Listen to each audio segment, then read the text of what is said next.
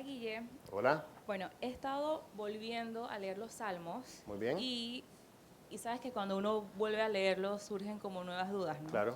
En el Salmos 4, versículo 5, dice, ofreced sacrificio de justicia y confiad en Jehová. Sacrificio de justicia, ¿a qué se refiere?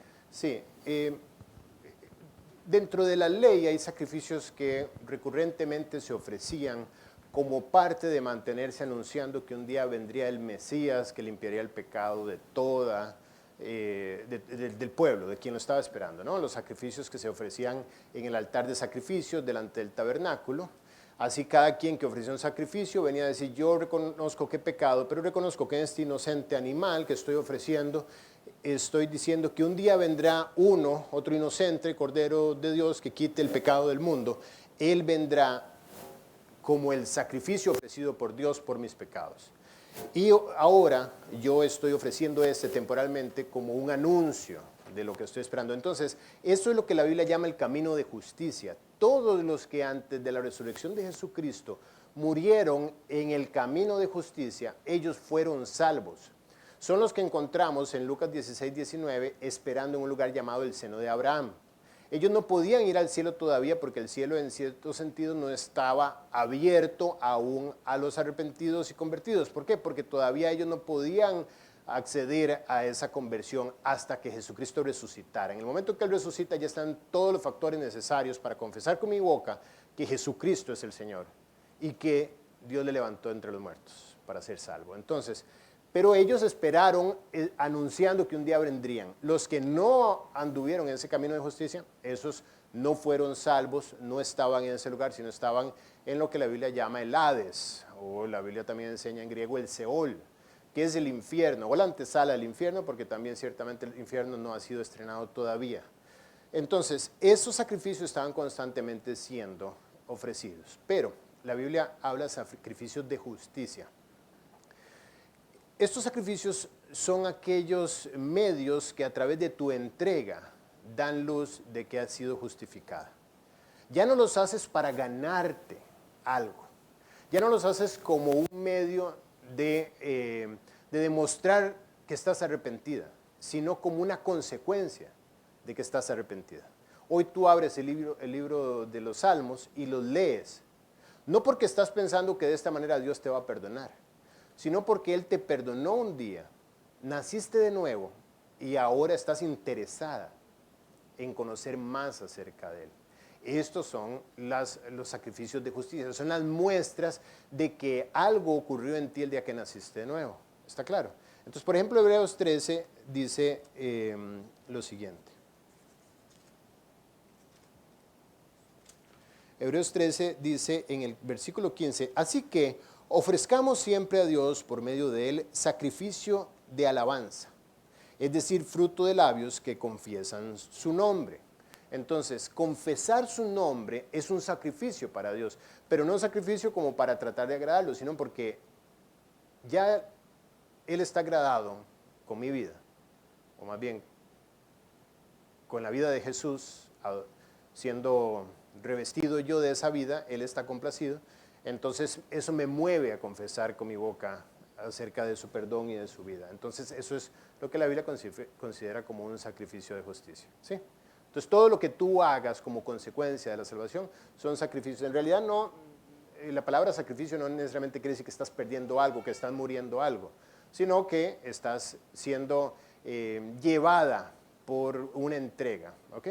Bien, vamos con la siguiente pregunta. A ver, ¿quién tiene el micrófono? Llevo, escoja usted, ¿a quién le cae mejor? A ver, Maripop. Bien. Buenos días. Tengo una consulta sobre una situación por la que pasé y estoy segura que no hice lo más correcto. Tuve un cliente. No, sigue, nada más voy a hacer algo porque estoy muriendo yo. Ok, tuve un cliente para un evento que fue un poco difícil al momento de la cotización, me dio muchas vueltas. Ese proceso, él quiso como ponerme el precio de mi trabajo. Okay. Yo fui lo más flexible posible y al final la verdad es que no quise trabajar con él. O sea, o sea, actué mal la forma en que le dije que no quería trabajar con él porque no me daba paz y sentía que no iba a ser, iba a haber problemas para el momento de cobrar y todo eso. Entonces quiero saber cómo puedo manejar una situación cuando hay una persona con la que no quiero trabajar. O sea, no hiciste mal, actuaste por sabiduría, solamente lo que no entiendo es que actuaste mal, quiere decir que tuviste una mala actitud. No, le dije una mentira.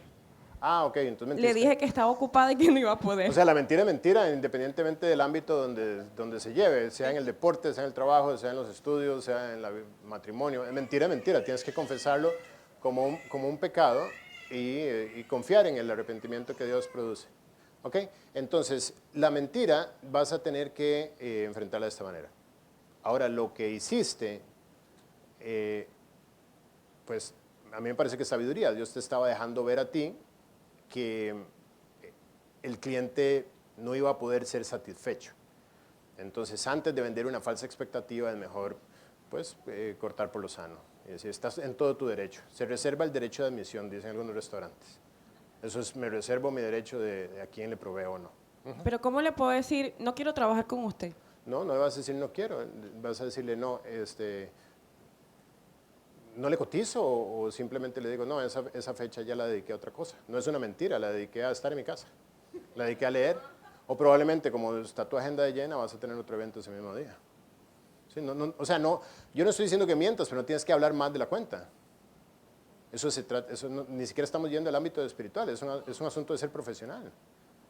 Yo entiendo que un cliente no va a ser una persona que yo pueda satisfacer, me va a dar a mí mucho problema eventualmente y probablemente va a quedar insatisfecho y me va a traer mal o repercusiones, ¿ok? Entonces le vas a decir, no, no voy a poder darte el servicio. Bueno, ¿por qué no? Porque ese día ya lo comprometí a otra cosa, a satisfacer a otro cliente. ¿Ok? Bien, vamos a la siguiente pregunta, por favor. Gracias, Yeo. Buenos días, Buenos días, Jenny. ¿cómo estás? Yo muy bien, Qué dicha. con calor. Ajá. Cuando en el Apocalipsis, cuando le da el mensaje a las 7 iglesias, Ajá. y entonces dice en todas los mensajes, dice, el que tiene oído, oiga lo que el Espíritu dice a las iglesias. Ajá. Eso lo puede interpretar uno como que uno se puede identificar con los mensajes. Exacto, tiene que identificarte. Toda la escritura es inspirada por Dios, útil para enseñar, redarguir, corregir, instruir, a fin de que el hombre de Dios sea perfecto, enteramente preparado para toda buena obra. Toda la escritura es para ti, toda. No hay una sola que yo diga, es que esto era para la iglesia de Éfeso. No, la de Esmirna, la de Tiatira, la de, qué sé yo, la Odisea, etcétera. Yo no puedo leer la Biblia pensando que está escrito para otra persona. Si bien es cierto, en el contexto histórico está dirigida a ellos, pero Dios, a través del Espíritu Santo, la hace particular una enseñanza para mi vida. ¿Sí? Entonces tienes que leerla para ti. ¿Bien? ¿Algo más? Ahí está, Mica. Hola, Guille. Hola. Tengo una pregunta en Colosenses 1:28, que dice, a quien anunciamos, amonestando a todo hombre y enseñando a todo hombre en toda sabiduría, a fin de presentar perfecto en Cristo Jesús a todo hombre. Entonces quería preguntar, ¿cómo puedo testificar a todo el mundo sin salirme de mi lugar como niña? ¿Sin salirte de tu lugar qué? ¿Cómo puedo testificarle a los Sí. hombres o a los adultos o a otros niños de mi edad sin salirme de mi lugar? Sin salirte de tu lugar. Ok, lo que no entiendo es la relación con el pasaje que lees, pero entiendo la pregunta, está bien, no te preocupes. O sea, tu lugar, vamos a ir atrás, testificar es un acto que hace el Espíritu Santo a través tuyo, ¿ok? Es algo que Él cumple a través tuyo, es algo que es la voluntad de Dios cumpliéndose a través tuya. Entonces, José, ¿cómo estás? Bienvenido, amigo. Vamos a tener que esperar a que se duerma o algo, porque si no, no te va a dejar escuchar y... Dale, tranquilo. Bien. No te tienes que ir, ya papá se hizo cargo. Bien, entonces te decía, el Espíritu Santo debe gobernarte. Cuando yo caigo en afán, Él no está al gobierno. El Espíritu de Dios no obra en la ira del hombre o no obra en las pasiones del hombre. Entonces, en tu situación va a ser muy claro cuando Dios te está abriendo una puerta y cuando estás trabajando por afán. Por ejemplo, si estás con una amiga de escuela o una amiga, qué sé yo, deporte o alguien que tú conoces, estás en un uno a uno con ellos, pues por supuesto que estás llamada a testificar. Si estás en una situación familiar, sin tratar de hacer todas las aplicaciones posibles, entonces dejas que tus papás le hablen a esas personas. Si son mayores de edad, si están en una condición, qué sé yo, de edad económica, social, problemática distinta a la tuya y más similar a la del otro creyente que está contigo, entonces es deber de ellos. Y si ellos no lo hacen, tú les vas a decir, papá, mamá, ¿por qué no lo hacen? ¿Por qué no hablan? O si estás con otra persona que es autoridad espiritual sobre tu vida, le vas a decir, pero ¿por qué no lo haces? ¿Por qué no le compartiste? A veces yo estoy con Katia y yo la veo donde saca un folleto y me lo pone así. Al principio me molestaba, pero luego digo yo, no, son formas como Dios obra en mi vida. Y recordándome que claro, que la persona que tengo enfrente es un creyente, es una persona que necesita de Cristo. Entonces, descansas, oras y le pides a Dios que te guíe en cada caso. Pero cuando hay alguien que espiritualmente está por encima de tu vida, tú esperas a que esa persona sea la que toma su lugar. Ok, Sí. y con respecto al pasaje, también era, por ejemplo, en el colegio, que, por ejemplo, esta semana tengo que dar un devocional Okay. y tengo muchas cosas que quiero decir, pero hay niños y entonces quiero saber cómo uno enseña, pero siendo ellos niños, que sé que en la Biblia dice que las mujeres no pueden enseñar a los hombres, ¿cómo funciona eso? Es que te desubicas, quizá quieres sacar todo lo que conoces. Tienes que pedirle a Dios que sea Él quien hable a través tuyo, que sea Él quien cumpla su objetivo. O sea, pregúntale, ¿qué es lo que tú quieres compartir a través mío?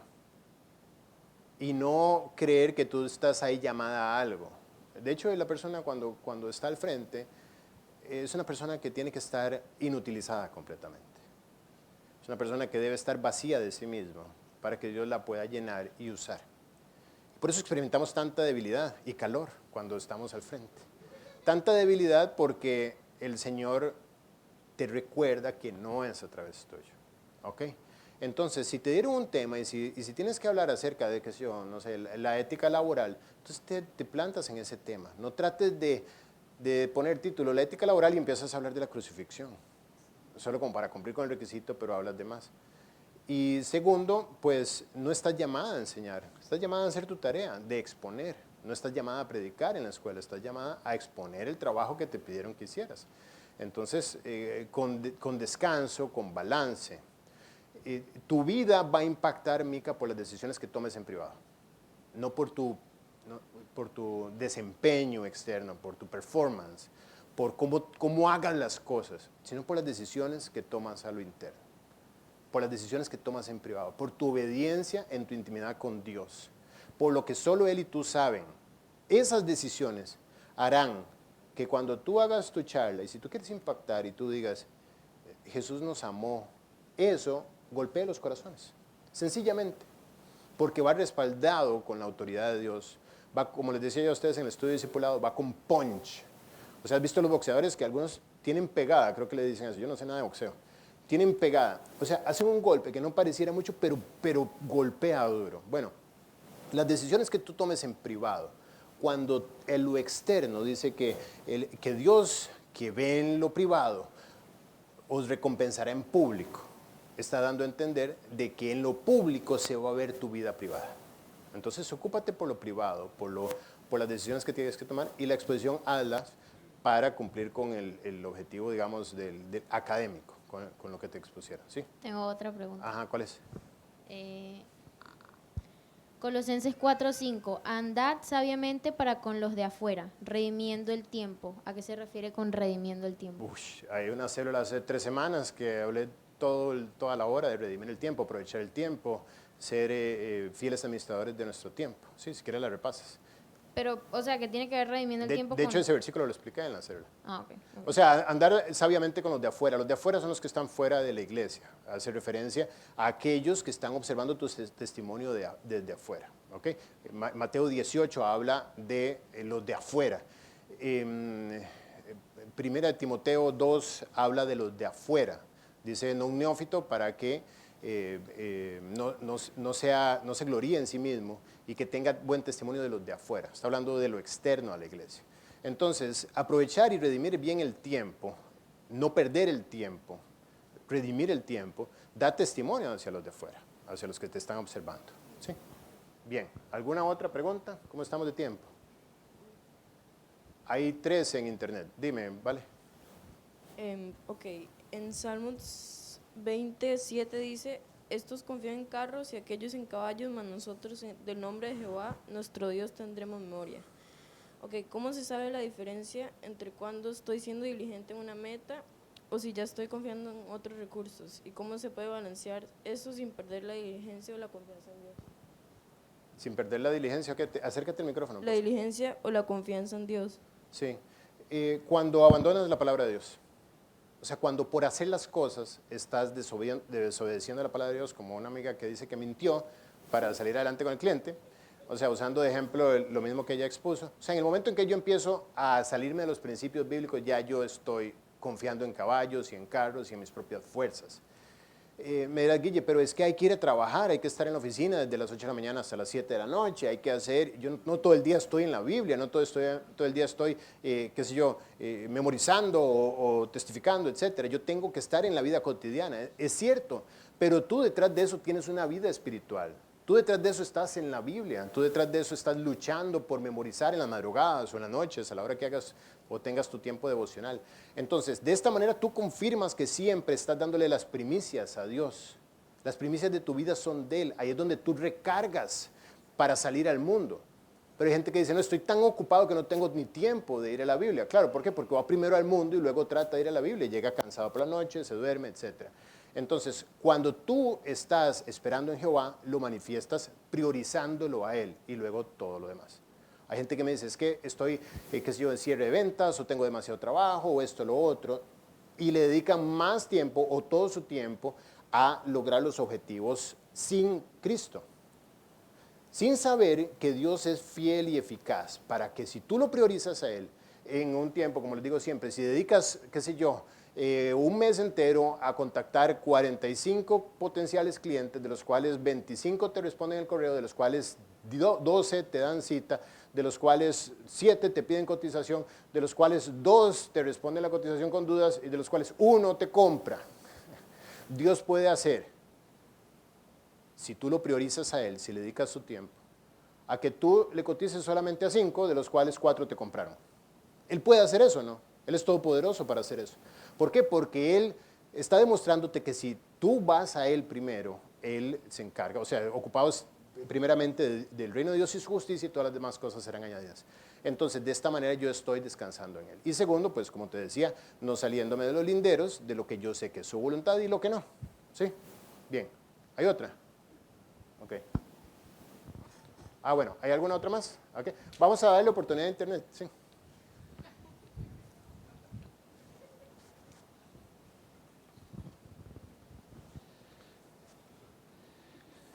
Nos escribe Gaby desde Uruguay y ella quiere saber con respecto a Mateo 24:24, que dice, si estamos en vida terrenal, cuando Jesús venga, ¿cómo sabemos que será Él y no confundirnos?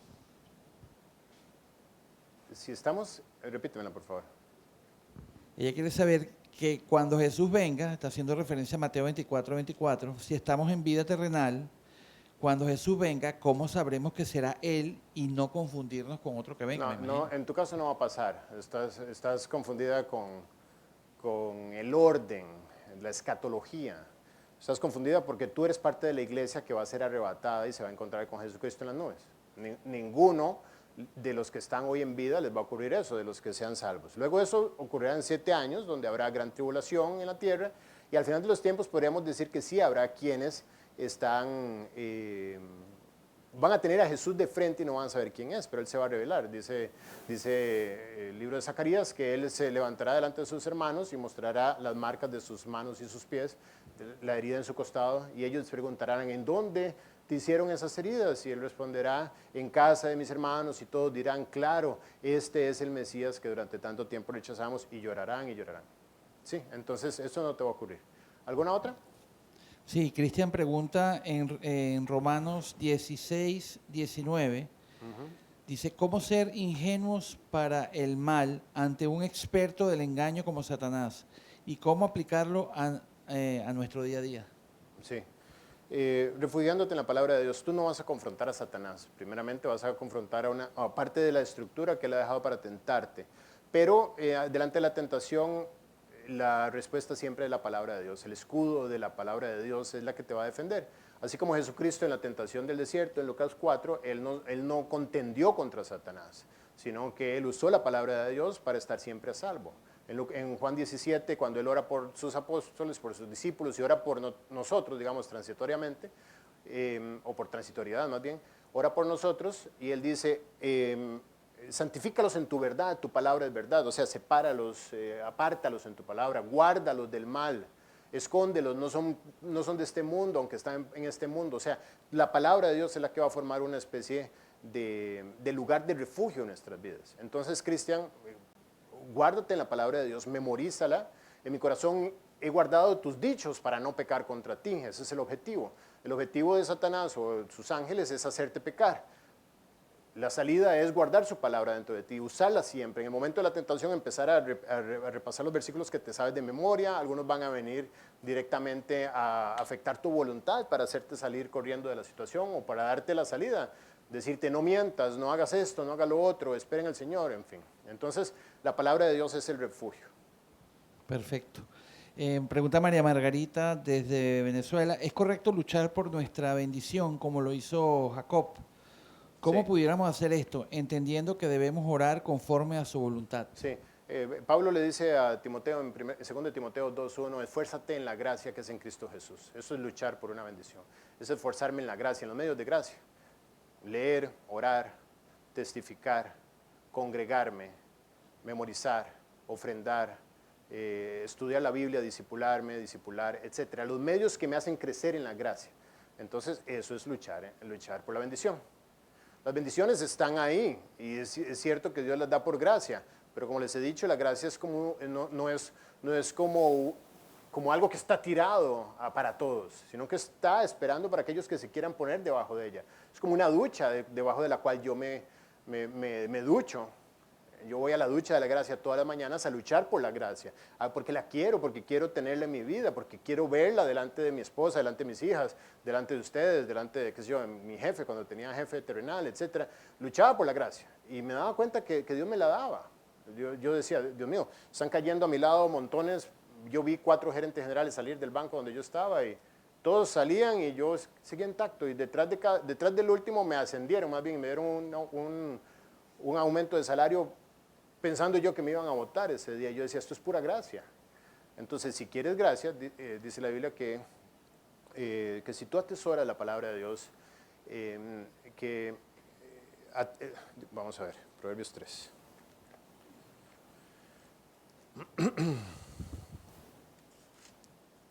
Dice, nunca se aparten de ti la misericordia y la verdad, átalas a tu cuello, dando a entender, portarlas siempre, memorizarlas. Dice, escríbelas en la tabla de tu corazón, nuevamente, memorizarlas. Y hallarás gracia y buena opinión ante los ojos de Dios y de los hombres. Entonces eso es gracia. Si quieres gracia, entonces tienes que ir a los medios de gracia. Tienes que luchar por ella. Bien, ¿hay alguna otra? Una bonus de Cristian. Bonus de Cristian. Sí, una pregunta bonus. Él quiere saber por qué utilizamos la Biblia de Reina Valera, que alguien le preguntó, hay tantas Biblias, ¿por qué específicamente la Reina Valera? Ok. Que si hay alguna explicación para eso.